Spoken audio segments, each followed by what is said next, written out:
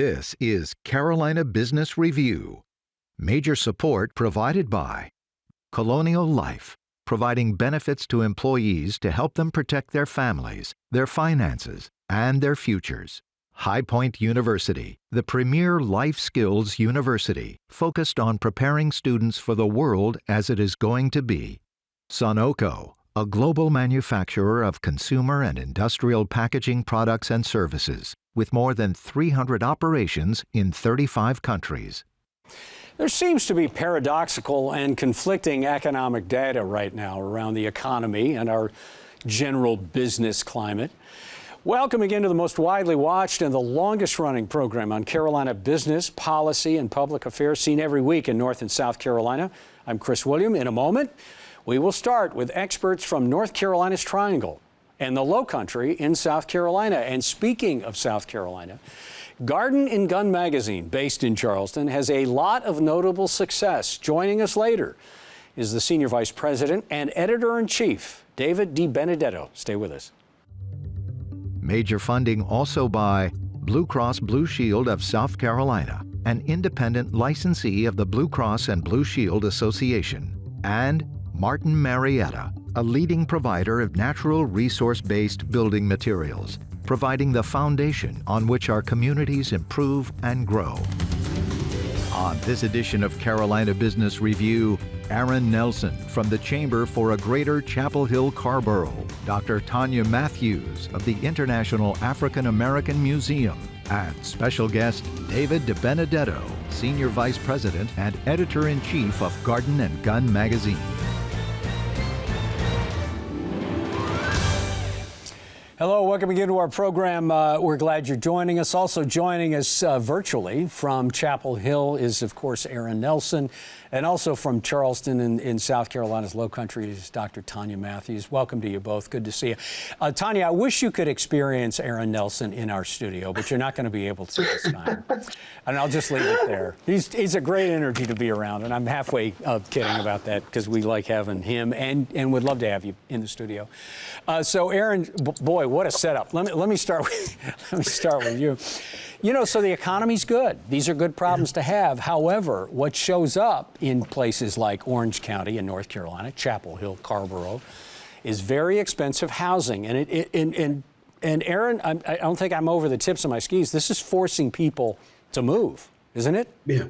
When we survey, and Chris, it's really good to see you, and Tonya, I hope to meet you in person. When we survey businesses about what their top challenge is, they say the top challenge is finding and keeping employees. And when we ask them what they attribute that to, they say the cost and availability of housing. It is the top challenge. The average cost of a home, the transaction value is over $600,000 here in Orange County and also in Chatham County, and that is not dissimilar in the counties around us. And we're going to have to, as a community, both public and private sector, find some solutions. Traditional models have worked really well, from habitat housing to some government supported, but we think there's some new models that are really going to help bring more housing faster. And we're going to have to prioritize that if local businesses are going to continue to be successful and find the workers that they need. I'm sorry to interrupt you, Aaron. Have you reached a tipping point? It seems like it's kind of that, no? Well, there are places that we can see that have been through this before. A recent trip, our community went out to Boulder, Colorado, and 10 years ago, it was $900,000 split-level ranches from the 1950s.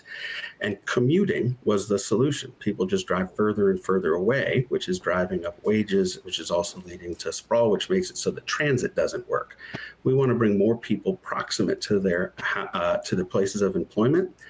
And I think there's zoning regulations, some state laws that could change, and some new strategies to bring the housing. But it has to be the business community's a key top priority. Tonya, this can't be unfamiliar in the Lowcountry at all.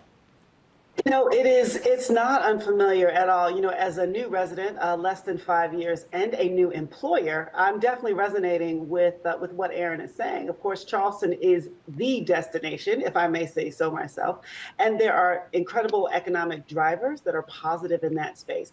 But when it comes to things like housing and affordability, it is something that we're grappling with, particularly since one of the reasons where we are such the place to be is to see homegrown culture. Well, if homegrown culture has got to move 45 minutes out of town, you're not going to get to see what you came to see when you come into downtown Charleston. And of course, we just opened, and the issue around supporting employees and employee travel, employee housing, hybrid work environments do not fix everything. So I'm definitely resonating with the points that Aaron is making. So when, we're talking about it now, it's been talked about over and over, it's talked about in community meetings. You all just made the good argument right now. Is this something we just need to deal with? Just need to know, in your case, Tonya, that people are going to be driving in from Panelists or Orangeburg just to get to work in Charleston? I know that sounds a little bit dramatic, but is it a tipping point for you? No, I think that is a dramatic question, but it's a good question because, for example, one of the reasons that I've enjoyed being here, I'm a Washington, D.C. native. Okay, so when you want to talk about the 2-hour commute, it's the nature of the beast there. But it was part of my decision to think about coming here. And we've got several folks who are from the Low Country who work for the museum and some folks who have come in. And I do have to say that the issue of commute is actually a question. And where and how folks live is a question right along with the salary. And you can only raise salary so much because I think folks are thinking a little more clearly about work-life balance, travel, childcare, all of that starts to become a factor when you talk about folks having to move farther and farther out just to get to work. In 2003, both North and both South Carolina had posted some of the biggest numbers ever in economic development, Aaron. And a lot of those projects are big projects. I'm not going to go down the list, but it's tens of billions of dollars. It's thousands of employees. And while this sounds good on the surface, it does create these issues of housing. So I want to come back to this idea that the Carolinas are experiencing tremendous growth. How do we manage this growth? And I'm speaking to you as an economic developer in a very core part of North Carolina. What would you say, instead of just living with the problem, that North Carolina can be doing proactively? Well, I think that we just are going to prepare for more housing and that people can't, the NIMBYism isn't going to work anymore. Wake County's grown by 65 people a day. Our community's not growing that quick. There's a lot of folks coming, and we're going to have to build the housing. And it's not going to be all single family, large lot. We're going to do multifamily. We're going to have to look at different models. And I think employers can get involved. First, we got to build it, right? We got to make sure we have the infrastructure, the roads, the transit. But that is eminently accomplishable. And we've seen other regions handle that well. They've been there before. But then I think then there'll be strategies on how to make it more affordable. Everything from down payment assistance that an employer might offer as a forgivable loan to direct rent support. We do it for healthcare. We help pay the healthcare of some of our employees, and maybe housing support may be a thing we're going to need to do to recruit and retain. Do you get the sense there's going to be some political softness to entertain just what you said? I mean, we already have the legislature thinking about how they might remove some of the authority from local governments to regulate, that they'll get involved to make it easier to build housing. Yeah. That local zoning regulations that have made it difficult in some places might be relieved. But we're going to have to build it if our economy is going to continue to grow. We've got a couple minutes before we bring on our guest. Before we do that, I want to get to something that's good, purely good. And congratulations, Dr. Matthews, on the opening of the International African American Museum in the Low Country. Wow. What a wonderful event, but now you're open for business. And now some things are emerging for you. You have a fresh set of eyes living in the South, certainly in the Low Country. What has become apparent, and I want to ask you specifically, and I'm not answering my own question, but the idea of cultural tourism certainly has been highlighted. But what else? Well, thank you for that. You know, for folks who may not have picked up on it, we just opened in June 27th of 2023. So we are still less than a year in the game after about a 23-year journey to get to this space. Cultural heritage tourism is definitely part of the business sector that we support. But it's interesting because particularly Charleston, the Low Country as a whole, tourism history is our business, right? So the tourism is our business, history is our brand. And so what the museum represented, I think, is a filling out of that story that folks have been really excited. We just got the results back from our economic impact study, and it was upwards of $40 million in the first 6 months of operation. And I think that's because, there's an itching for this story. We didn't create it. We are just, I think, the newest tool in the toolbox. And a lot of the stories we tell have been, of course, circulating in the Low Country of South Carolina, dare I say the nation, for several hundred years. Well, thank you. I wish we could unfold that a little bit more. But again, congratulations. It's a wonderful event, of course, but also a lot of promise. We're going to bring our guest in. It is hard not to compare the old Southern Living magazine meme or theme to the new Garden and Gun publication. They certainly seem similar. But Garden and Gun is seemingly breaking some publishing rules. It's still a heavy hard copy of a coffee-sized table kind of a publication. Most other pubs have gone online, solely online, but Garden and Gun, what is their brand? How do they define success? And their audience. Joining us now from Charleston again is the editor-in-chief, David DiBenedetto. David, welcome to the program. Nice to see you, sir. Nice to see you. Thanks for having me. So, David, you've heard some of the conversation. We're not going to go down that road, maybe later on in the dialogue, but, Garden and Gun, I say it kind of, it breaks rules. You have a hard copy, it's delivered, you have subs, it's being mailed. What is the spirit of Garden and Gun? What is it? Great question, right? I think overall, the mag is a celebration of the South that we love, right? So we're covering food, music, art, literature. And what certainly separates us from other magazines is our coverage of the sporting culture. That is such a big part of the Southern DNA, and also this appreciation of the land where that sporting culture happens. But there's also a commitment here to top-notch writing, photography, and using that to tell the stories of the South and its people. But I got to say, we're also not a magazine that's afraid to acknowledge our very difficult history. And again, happy when we can celebrate stories that show we're moving forward. The audited subscriber base is almost half outside the South. How do you define the audiences? How do those two audiences live together? Well, what's really great about the audience, and doesn't happen in a lot of magazines, is we're also split down the middle.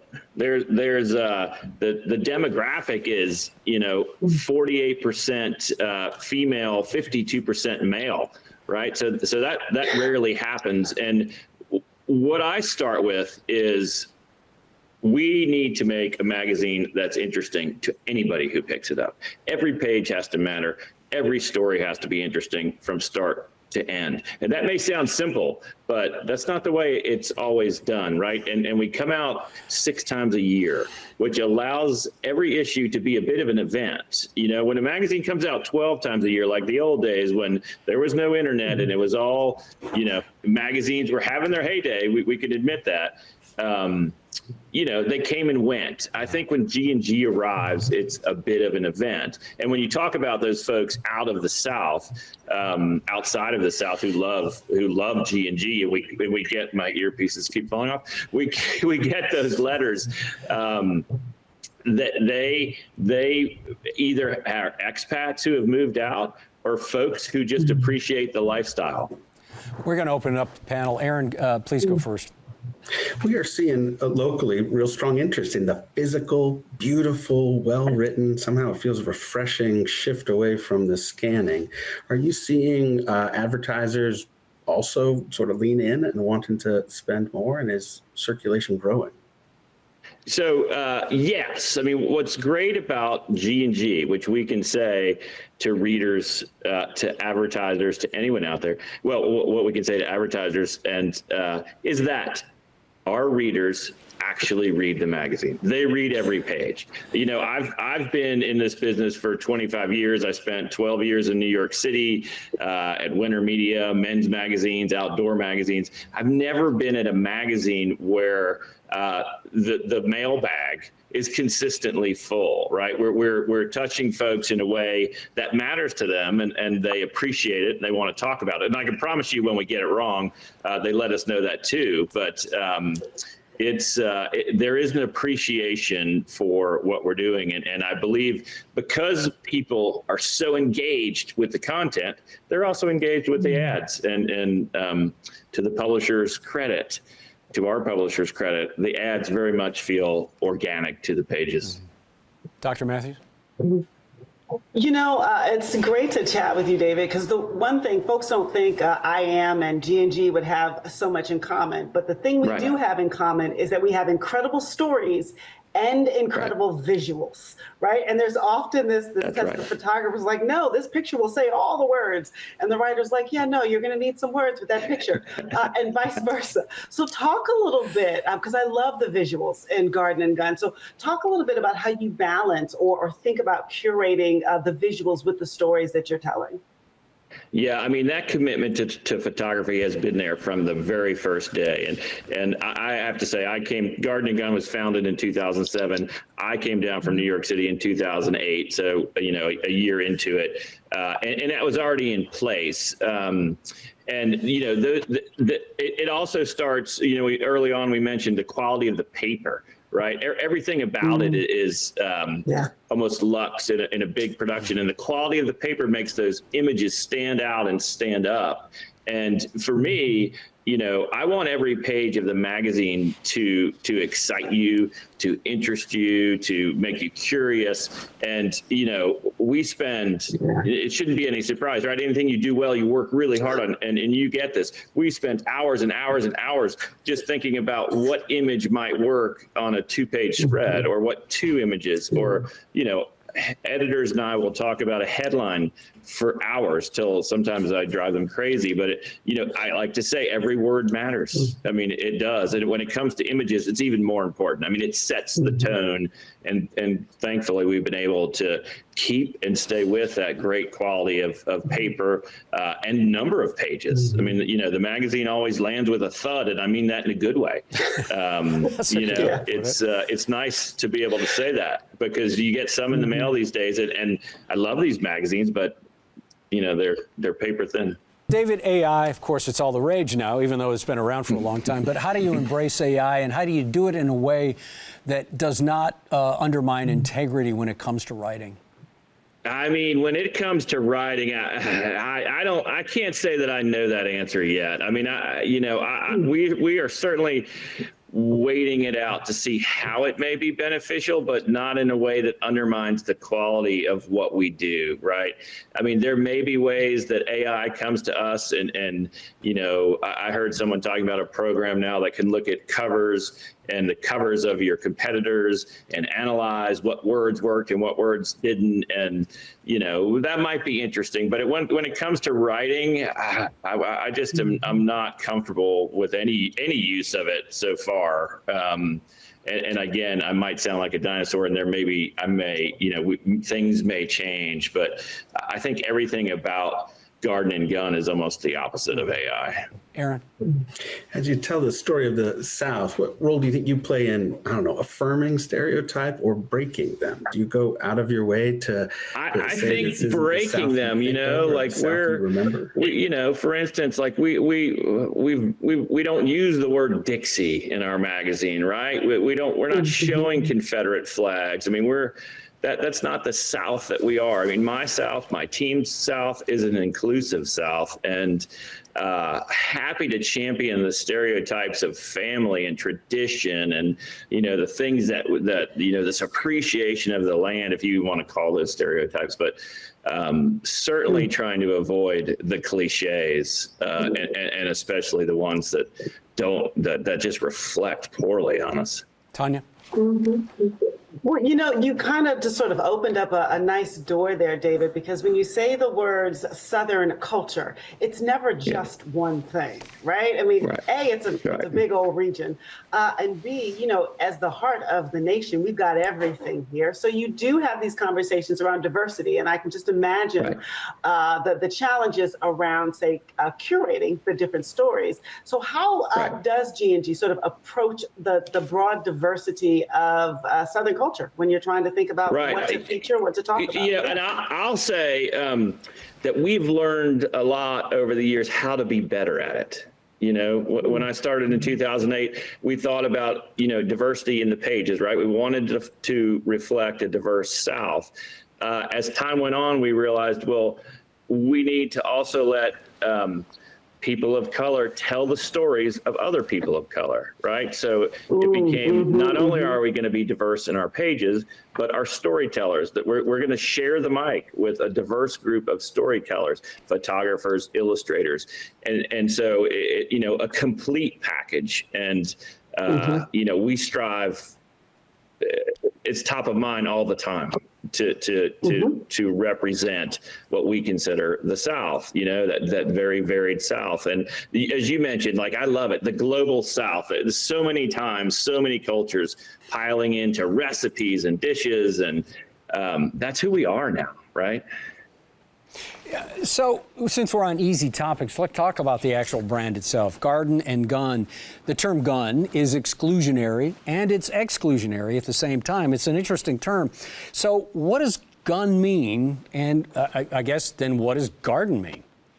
Right. Yeah. So quickly, the name of the magazine was inspired by a club in Charleston called the Garden and Gun Club, which was around in the 70s. And as I understand it, it was very much the Studio 54 of the South. And when the bars would close, everybody ended up at the Garden and Gun Club, and it was the best party in town, which is what I kind of love, right? There it is, that very inclusive idea from the beginning. But the other thing that I think the founders of this magazine liked was that Garden and Gun spoke to the male-female readership. It spoke to the appreciation of the land and the use of the sporting culture that we were going to cover. But you're right. I mean, gun is a tough word. There's no doubt about that. We have those discussions. I usually start by telling people who have never heard about the magazine, it's not about gardens or guns. It's a Southern lifestyle magazine. Yeah, that's probably a good way to couch it. Aaron, we have about 2 minutes left. I was just going to ask, so is it creating a challenge for you? Are you having to lately spend more time explaining it, or is it such a unique name that it's to your benefit? I would say it's a blessing and a curse, right? In so many ways, it's been a wonderful name that grabbed attention and people remember it, and it speaks to folks and on different levels. And then on the opposite side of that, there are folks who just hear the word gun and react to it in a way that we wouldn't want them to. So again, the best answer to that is please just open up the magazine, right? If you see that what it's really about, and sure, we cover the sporting culture, which involves guns, but this is not a magazine about handguns or gun rights or rifles or anything like that. It's we're talking about $40,000 shotguns. So I will say, as we mature, it's something we think about and talk about a lot. About a minute and a half, Tonya. Quick question, maybe. Sure. Last thing, you told us that your readership is almost 50-50, male and female. We know usually our magazines are separate. So what do you think is the secret sauce behind that statistic? What's funny? I think what was smart, when this magazine was invented, it scratched an itch that wasn't being scratched. These people weren't being talked to. This type of demographic, they certainly were. And again, I'll go back to storytelling. What we do really well is tell interesting stories. And say we're writing about a home. I don't want that story. You might think that might, like style, interior design, that might only be of interest or more interest to women. It's not that. I mean, we always say, like, we want a home that, if those walls could talk, we want them talking.